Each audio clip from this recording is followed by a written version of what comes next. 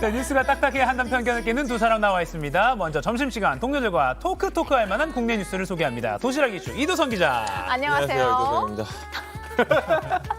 뭐 하는 건지 참. 당신이 잡는 사이 벌어진 나라방 소식들 재미있게 전해드리는 월드클래스 이용주 캐스터 나왔습니다. 어서 오세요. 반갑습니다. 진도준 아직 살아있다. 네. 도시락보이. 도시락보이 근데 이 포즈는 뭐예요? 지금 나온 노래.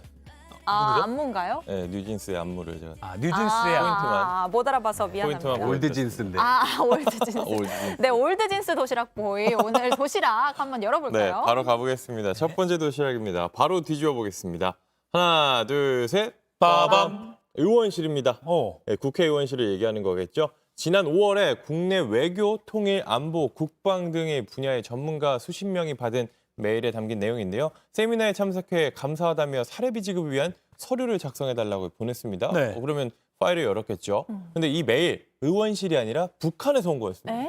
북한에서 이메일을 보냈다고 전문가들한테. 네, 맞습니다. 이 북한이 보낸 건데 이 서류를 작성해 보내달라고 하면 이제 돈을 준다라고 했잖아요. 근데 이 파일을 열면은 해킹을 당하게 되는 겁니다. 링크를 열면 포털 사이트와 똑같은 모양의 사이트가 열리는데 이게 가짜였습니다. 진짜 똑같이 만들었대요. 로그인을 하면 그대로 정보가 넘어갑니다. 이런 메일을 받은 사람이 890명 정도인데 이 중에 49명이 정보 유출 피해를 봤습니다. 와, 진짜 이런 수법까지 등장을 하는군요. 근데 북한 관련 분야에서 일하는 사람들이 특히 피해를 많이 보겠어요. 네, 맞습니다. 이게 교수와 연구원들을 주로 대상으로 노렸다라고 합니다. 이 개인 정보를 가져가고 이메일을 실시간으로 들여다보기도 했다고 해요. 이게 한번 파일이 깔려버리면은 그런 식으로 다 볼 수 있다라고 합니다. 뿐만 아니라 국내 기업들에는 랜섬웨어를 유포했는데요. 이 서버를 장악해서 데이터를 쓸 수 없게 하는 거죠. 이 암호를 걸어버리는 거예요, 못 쓰게. 그래서 총 13개 업체가 피해를 봤습니다. 이 서버를 다시 쓰게 해주는 조건으로, 이 암호를 풀어주는 조건으로 비트코인을 요구했다고 합니다. 와, 이 와중에 저거를 또 돈벌이에 이용까지 했다. 정말 대단하다, 그죠? 굉장히 그러게요. 신박한 수법이에요. 네. 근데 이게 북한 소행인지 어떻게 알았습니까? 일단 경찰이 수사를 통해서 밝혀냈는데요. 지난 4월에 신고를 받고 사건을 인지했고 비슷한 일이 계속해서 이제 일어났다라고 합니다. 네. 그래서 수사를 벌였고요. 동일범인 가능성에 무게를 뒀습니다. 이게 또 수법이 2014년 한국 수력 원자력 해킹 사건 기억하실 겁니다. 네. 그리고 2016년에는 국가안보실 사칭 이메일 발송 사건이 있었는데 이걸 저지른 북한 해킹 그룹의 소행으로 결론을 지었다라고 합니다. 이 수법과 프로그램 특징이 비슷했던 건데 또 이 검색 기록을 살펴보니까 오유, 왁진 네? 무슨 말인지 아세요? 아니요. 오늘의 유머. 왁진은 그거 백신. 맞아요, 거죠? 맞아요. 북한에서 북한. 쓰는 단어들인데 이 오유가 오류, 왁진은 이 백신을 의미하는 북한 단어라고 합니다. 아까 그걸로 단서를 잡아서 북한의 소행이다라고 알아낸 거군요. 네, 맞습니다. 경찰 관계자 인터뷰 준비되어 있는데 한번 들어보시죠. 예. 북한에서는 백신을 왁신이라고 표현하는데요. 그 왁신이라는 걸로 인터넷 서핑을 했었던 기록이 확인됐습니다. 사칭 메일을 통한 공격 대상이 통일, 안보, 외교, 국방 전문가로 일관된 점이 있었습니다. 네, 기자를 사칭해서 뉴스링크에 댓글을 달아달라고 하거나 이 국립외교원 연구소라고 속이기도 했다고 합니다. 방금 웃은 게 이도선 기자도 자기 기사에 댓글 좀 달아달라고 진짜로? 저한테 말한 적 있잖아요. 댓글 조작을 해요, 기자가? 피싱 아니에요? 아니, 뭐 친구들한테 말을 할 수 있죠. 너무 악플만 달리니까 좀 선플 좀 달아달라. 경험이 있어서 웃었던 거군요. 이게 제가 메일로 얘기하면 그런 거 믿지 마세요. 저는 전화로 말씀드리겠습니다. 대면으로만 말씀드릴게요.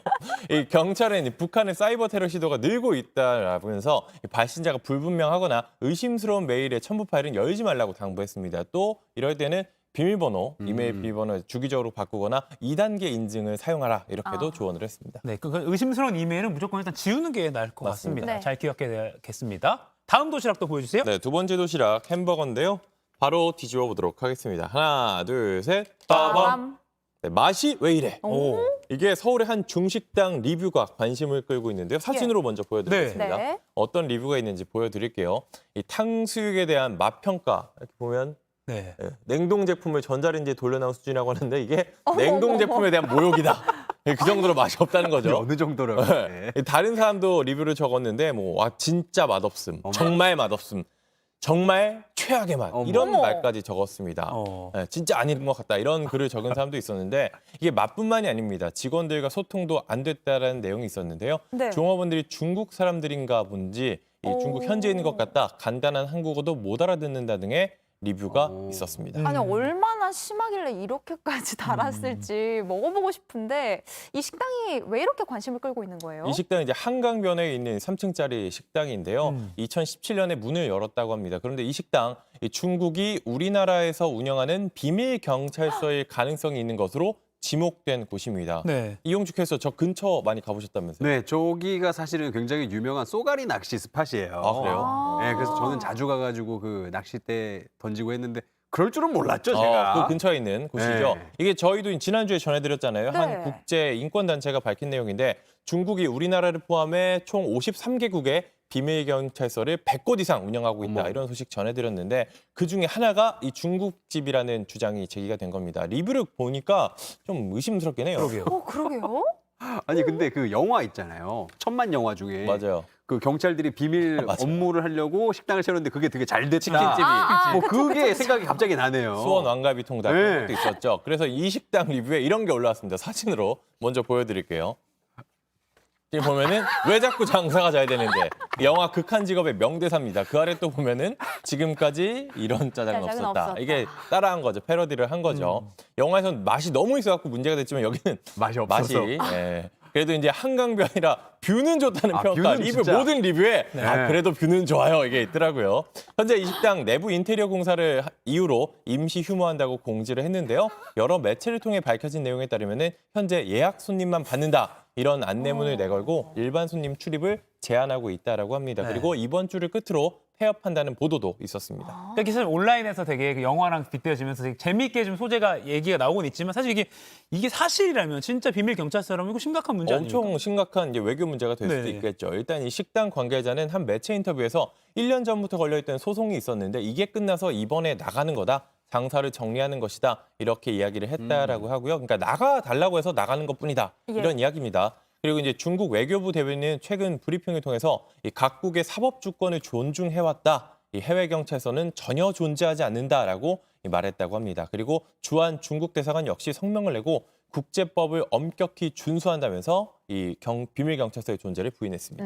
지금 이렇게 그래픽으로 본 요 멘트들이 다 사실이었으면 좋겠습니다. 네. 앞으로 요 내용은 조금 더 팔로우업을 해서 우리 노는 기자가 취재해서 좀 전해주면 좋겠습니다. 말씀드리겠습니다. 자, 마지막 도시락인가요? 다음 네. 도시락 보여주세요. 세 번째 도시락 바로 뒤집어 보도록 하겠습니다. 하나, 둘, 셋. 빠밤. 네, 옷장 열었더니 이거는 네. 조금 이제 심각한 사건인데요. 아이고, 네. 지난주에 한 60대 남성이 실종됐다는 신고가 경찰에 들어왔습니다. 이제 아버지가 6일째 벌써 집에 들어오지 않는다라고 신고가 들어왔는데 문자 메시지를 보냈는데 답장을 다른 사람이 하는 것 같다. 이런 내용도 있었다고 합니다. 아이고, 그런데 네네네. 이 남성이 이 경기 파주 한 주택 안 옷장에서 숨진 채 발견이 됐습니다. 옷장에서요? 네.